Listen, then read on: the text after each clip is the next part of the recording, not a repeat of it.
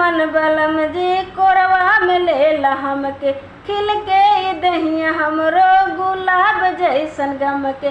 कुह के लमन बलम जी कोरवा में लेला हमके, खिल के दहिया हमरो गुलाब जैसन गम के।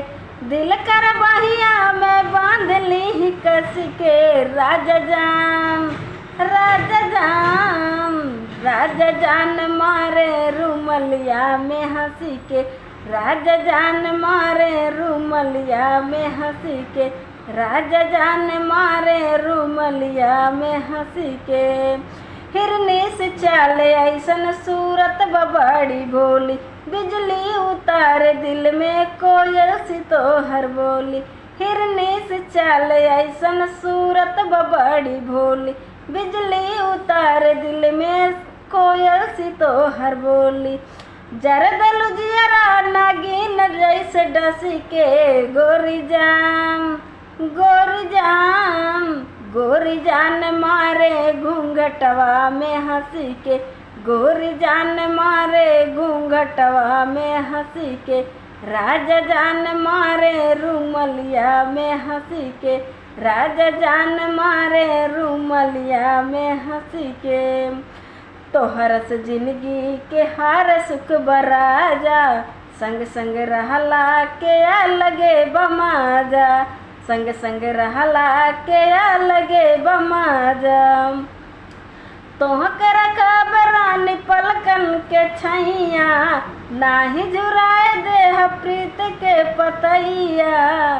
सिच देह बदरा के जैसे बरसी के, गोरी जान गोरी जान गोरी जान मारे घूंघटवा में हंसी के, गोरी जान मारे घूंघटवा में हंसी के, राजा जान मारे रुमलिया में हंसी के, राजा जान मारे रुमलिया में हंसी के। मिलल बाड़ू किस्मत से हमके ये सोना, दिल में बसल बतोहर रूपवा सलोना, दिल में बसल बतोहर रूपवा सलोना। हो बड़का जादूगर तू बड़ा ये संवरिया, दिलवा चरौला मिला के नजरिया, दिलवा चरौला मिला के नजरिया। हो गई पागल प्रीतिया में फंसी के, राजा जान हाँ राजा जान, राजा जान मारे रुमलिया में हंसी के, राजा जान मारे रुमलिया में हंसी के, गोरी जान मारे घूंघटवा में हंसी के, गोरी जान मारे घूंघटवा में हंसी के।